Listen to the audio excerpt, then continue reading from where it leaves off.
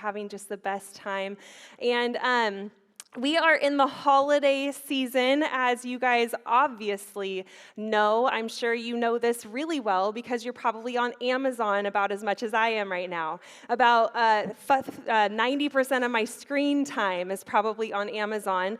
I'm the worst. I am a last-minute Amazon shopper. I am like week before what comes in 2 days or maybe even overnight kind of stuff. And I am very, very last minute. And it's one of my worst qualities ever that I'm so terrible at planning. But with Amazon, I kind of get stuck in it sometimes because then I'll see my saved for later category. How many of you guys have a really long saved for later? Okay, I think it might be at 150. They did this thing where you could like see them, and now they like fold it all up if you have too many.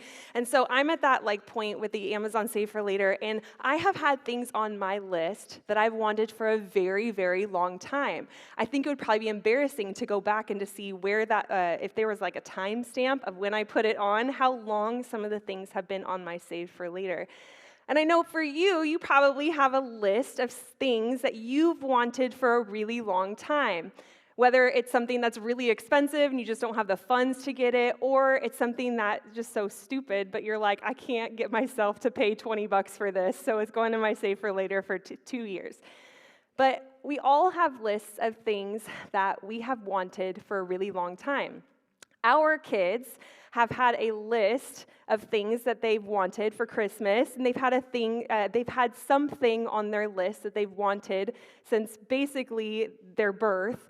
They've wanted this at Christmas, they've wanted this at Thanksgiving, they've wanted this at their birthdays, and on Friday, Kyle and I got to finally give this gift to them. Here we have a little video to show.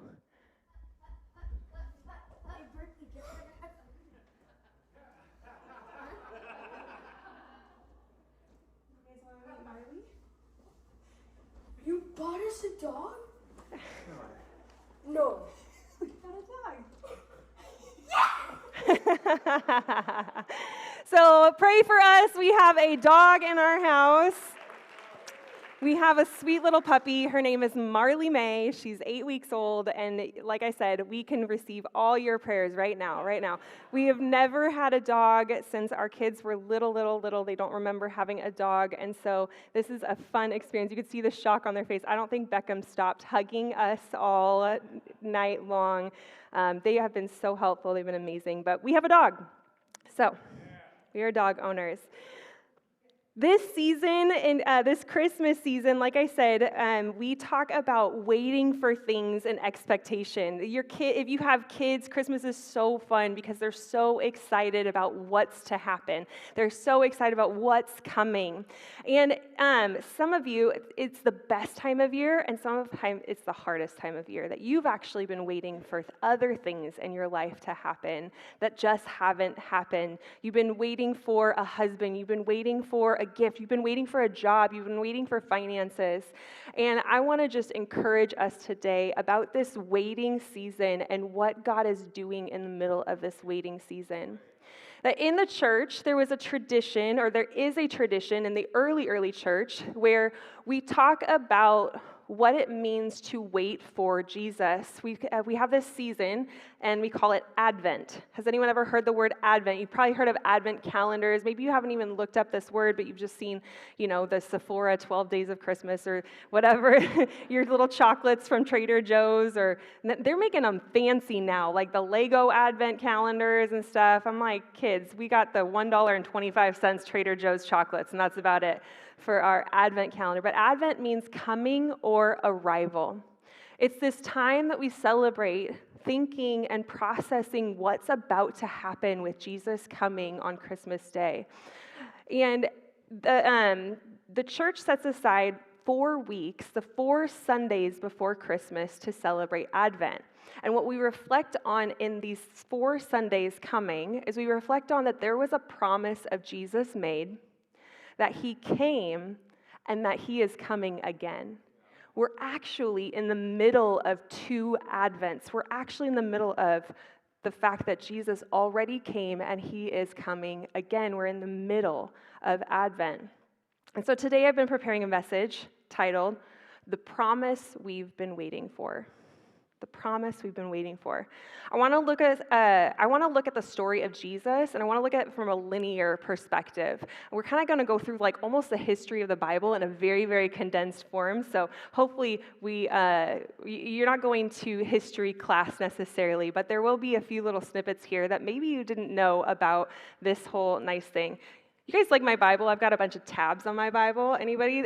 This is the best thing ever because when someone's like, flip to Habakkuk, you're like, what, Habakkuk what? And you're like, oh, there it is, okay? I can find the tab, flip it open. Anyway, this is the most amazing thing ever. So do you remember making these things as a kid? These are paper chains.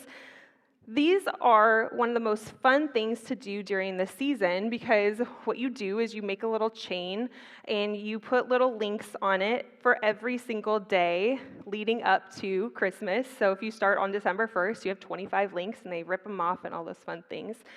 And the paper chain represents this countdown of anticipation, that each link is one more day of expectation. And so I want to kind of look at the story of Jesus with this chain link thing, and I want to talk about the very beginning, where Jesus entered the story.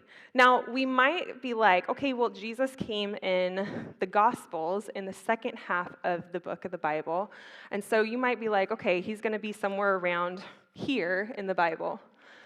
But what actually happens is that God, from the very, very beginning, in the book of Genesis, 3 chapters into the Bible, is the first mention of Jesus. So we're going to look at this passage in Genesis chapter 3, verse 15. God makes a promise in this moment. And, well, maybe I shouldn't have gone with this mic. Excuse me. Genesis chapter 3, verse 15. This is right after Adam and Eve sinned for the first time. We know this story. Adam and Eve, they get tempted by Satan, they get tempted by the enemy, and they choose to eat the apple. They choose to believe that God doesn't have the best for them. They choose to believe that maybe he's been holding out on them. And so they eat the forbidden fruit and they sin. Sin, it's a fancy word for saying they missed the mark. They missed what God had for them. And so they sin, and in that moment is this passage, Genesis 3, verse 15.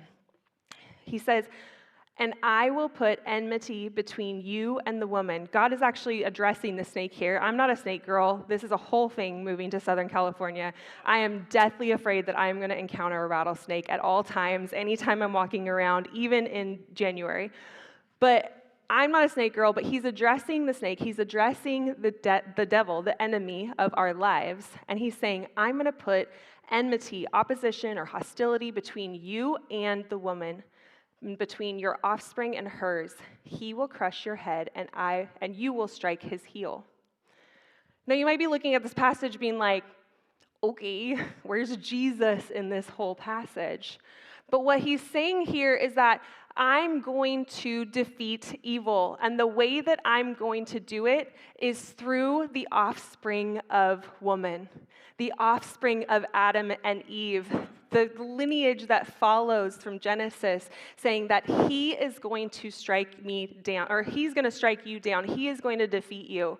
And so the first time that Jesus is ever mentioned in the Bible is the moment that we began sinning, the moment that evil entered the world. He had a plan. And so today, our first point, if you're writing notes, if you want to take any notes today, if you want to write this down, the first point is that God has always had a plan.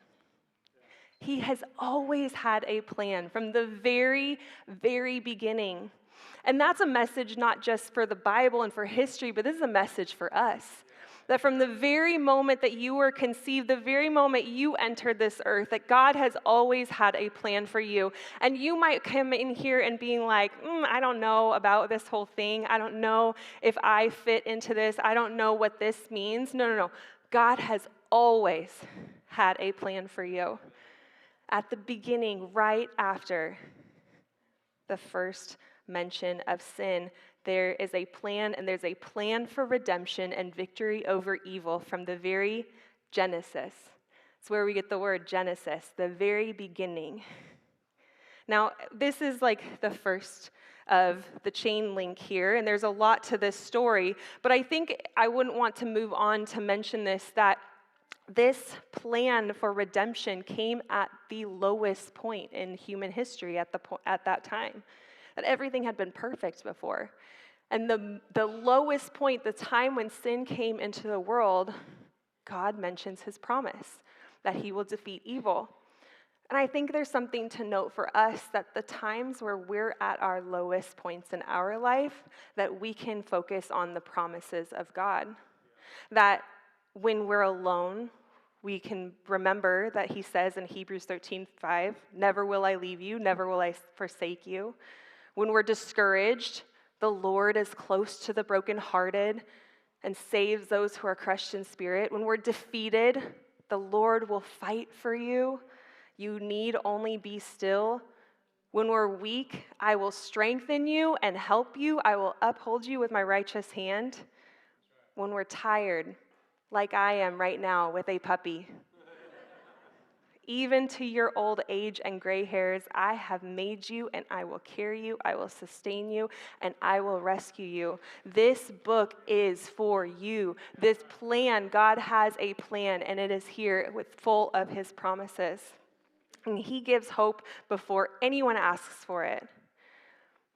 The promise of Jesus was spoken long before it was seen. Long before Jesus even enters the scene in human form, is there a promise for him. Now, the entire Old Testament becomes the long waiting for the promise of redemption, and that's what we're going to talk about a little bit this morning. I'm just going to hit little points of this part, but this whole section of waiting for this promise to happen, for this defeat of evil to happen, continues through different stories in the Bible. And one of them we see, let's pretend it's this little green link here, is the story of Abraham. Now, Abraham is just this guy that God chooses that he is going to fulfill this promise through his family, his lineage, that he says, you will have more people in your family than you can even count in the stars, and this is how I am going to continue my plan. You might think, why is that important? And I think the important thing to note here is that God doesn't make random promises. He makes intentional, purpose-filled promises that you are not an accident. You are not a mistake. You were created with a purpose, for a purpose, and you are important. So we have the story of Abraham and his family, and then we go a little bit further. We get here, and we get to the kings. That Israel, the people of God, the people through Abraham, they were like, wait, we want a king. If you're saying that you're going to redeem us, you're saying you're going to fix this chasm between us and good, we want like a king to do this. And so he gives them King David. You might know David and Goliath. David, famous stories in 1st and 2nd Samuel and all of that. So they give King David, and what King David does is, what God says to King David in 2 Samuel chapter 7, verses 12 through 16, he says at the end, he says, your throne will be established forever. And so he goes from this big family lineage to then a very specific family, this king family, this righteous family, King David. And he promises a forever king from David's line. Now remember, why I'm talking about this is that God has a plan for redemption, and he mentions this plan for redemption, but we've gotten through hundreds of years here, and he is getting more and more specific. It's kind of like, when you drop a pin in like Google Maps, and you start with like the world, and then it's like world, and then continent, and then country, and then state, and then city, and then all of a sudden you can see where you parked your car on that day when the Google Maps photo came along, right? It gets closer and closer and more specific. Now, like I said earlier, I am a terrible planner. I am very last minute. You might see me up here being like, oh my gosh, she's so organized and stuff. No. There's a big chasm between professional Kara and at-home Kara and her Christmas shopping and all of those things. But I am much better with links.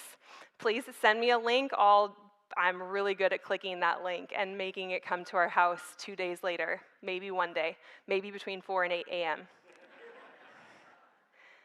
But what I've learned is that the best plans are thought out ahead of time and specific.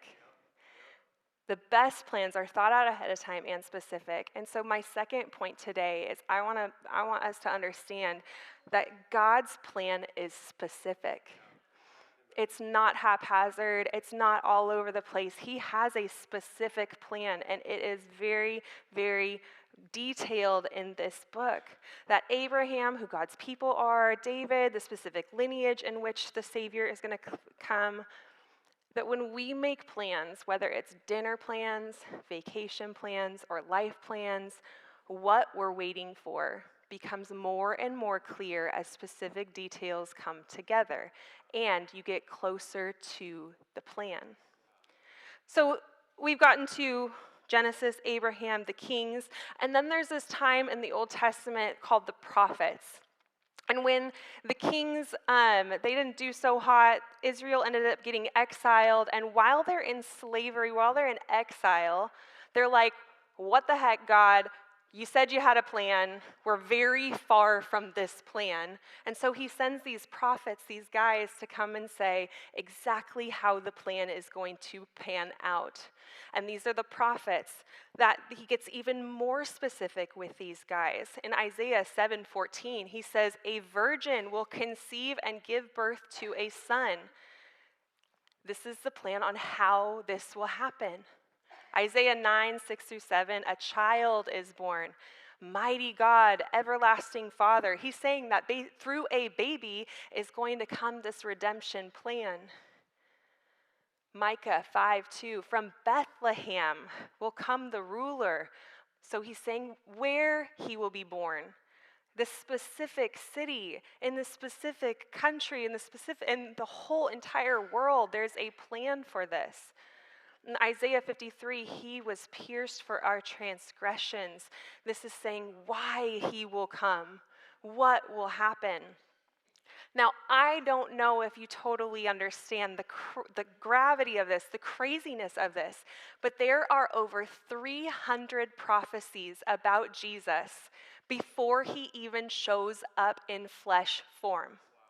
300 prophecies, and that's a range of 1,400 to 1,600 years, 40 generations of words that are giving specific details about how Jesus is going to come to this earth and how he is going to fix this hostility, this tension, this disconnectedness between us and God.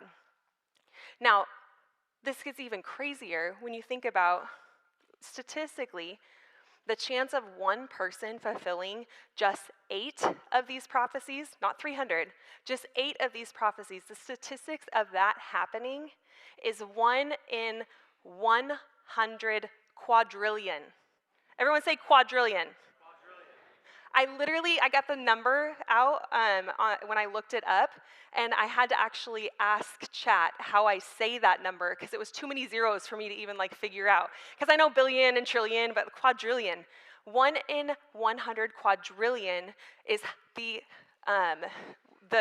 possibility of just 8 of these prophecies being fulfilled. That the promise becomes a detailed portrait. A specific portrait. Kyle talked about last week about how puzzle, you have one piece and you don't see the whole thing, but when you put all of the pieces together, you can see this beautiful picture, this exact picture of what is trying to be portrayed. And I think something that we can remember from this specific thing is that when God seems slow, when he seems like he's not there, when you don't see the promise, when we're waiting, he's never absent, and he is preparing something. He is preparing something specific and for you. Now, here we are in the lineage, and we're getting to the prophets, and finally, the promise is fulfilled. I know I've got a nice little gold sparkly one for who do you think this represents? Jesus. Okay, Jesus, the answer in church always in Sunday school. Luke chapter 7, our favorite passage to read on Christmas morning. If you don't have that tradition, it is one of our favorite things to do right before we open gifts. We read Luke chapter 2. And in this chapter, in this passage, we read about a baby that is born in Bethlehem. God, mighty counselor, deliverer, Jesus the Messiah, that after more than 700 years since Isaiah wrote those words, does Jesus actually come? After hundreds of more years since Genesis, the first promise, the first link in our chain that God said that I'm going to redeem this. And this is what Advent is all about. This time where we reflect on Christmas, we remember, it's a reminder of the waiting and the anticipation and the arrival of Jesus. It's a time to remember that God always keeps his promises, even if we've been waiting a really long time. God isn't slow, he's strategic. He always keeps his promises and he's right on time. But I want us to know that the end of the chain link does not end with Jesus, that we're somewhere between here and here, right? We are not at the end link, although some people on Facebook want to tell you we are. Just so you know, Scripture says we do not know the end times. We do not know when time will be over. There are signs and wonders, and we'll figure it out. But, we won't figure it out because it'll just happen. But the promise continues today. Galatians 4:4-5 says, "But when the set time had fully come, God sent his son, born of a woman, born under the law, to redeem those under the law, that we might receive adoption to sonship." We are restored into a right relationship with God, and the tension that was initiated in the garden between us and the enemy of our souls. God calls us to a relationship with him, and the plan is for us. God's plan is for us. It is for our redemption. It is for our restoration. God's plan is for us. God's plan is for us now, but we are not at the end of the chain. We are somewhere between here and here. And what he says even further here in Revelation, in the last book of the Bible. Now, I told you I was doing a little bit of history lesson here. We went from all the way here to all the way here about the plan that is for us, the plan to restore good and evil, the plan to restore us to a right relationship with God. The promise will be completed. In Revelation 21, verses 3-5, he says, "And I heard a loud voice from the throne saying, 'Look, God's dwelling place is now among the people, and he will dwell with them. They will be his people, and God himself will be them and be their God.'" Verse 4, "He will wipe every tear from their eyes. There will be no more death, or mourning, or crying, or pain, for the old order of things has passed away. He who was seated on the throne said, 'I am making everything new.'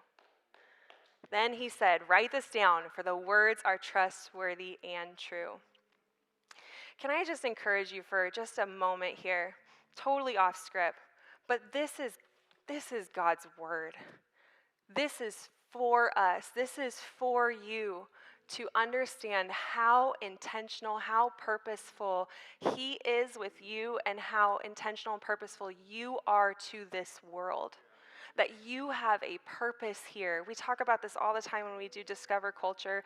We say, you have a purpose, you have gifts, you are crafted to be a part of this. And it starts here, but it doesn't end here. This is a great gathering to encourage you to then go out into the world and do the things that God has called you to do. That you have an individual call on your life because there has been a plan for you this whole time. There has been a plan, and there is going to be an end.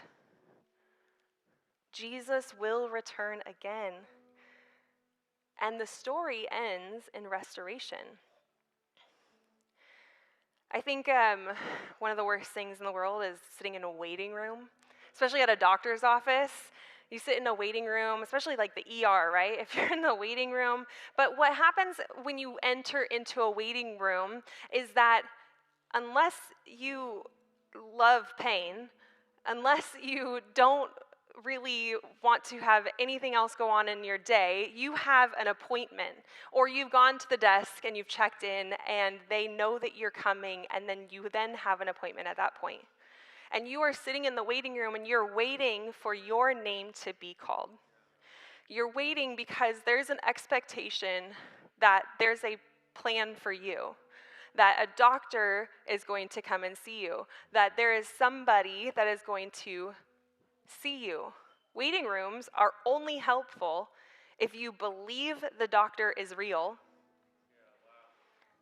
and your name will be called. Let's think about that for a second. Here, we are in a waiting room, essentially. And it's not a waiting room to just wait and sit and just, Lord, let the end times come now, take me now, and not do anything about the fact that we are here to do God's work. But without hope, waiting feels pointless. I'm sure some of us have felt like our life is pointless, our life is purposeless at some point or another. That maybe, what am I here on this earth for? What is the purpose of this? There is a purpose for this because there is hope that there has been a plan all along to redeem not only us, but every single person around us who calls on Jesus' name.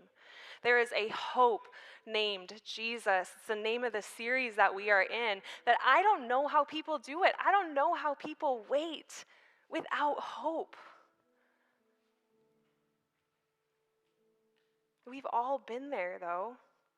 We all know what it feels like to feel hopeless in a situation, hopeless with a diagnosis, hopeless with our parenting, hopeless that our brother won't change, our financial situation won't change. But Advent, this season that we are in, it's so beautiful because it reminds us that, yeah, although we are still waiting, we are waiting with hope. Because God made a promise. He always had a plan, and we are a part of that plan. There is hope. Psalm 30, verse 5 is one of my favorite passages. It says, "Weeping may stay for the night, but rejoicing comes in the morning." There is a change that is to happen when we feel God's presence in our life. That waiting might be painful. We might be in pain in that ER, but we have hope because we know our name is going to get called. Waiting is painful, but the promise ends with peace.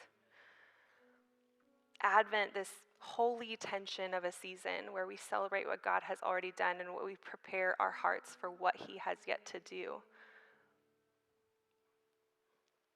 It's all about hope. It's all about reflecting on the hope that we receive and giving out that hope to everyone else who doesn't have it.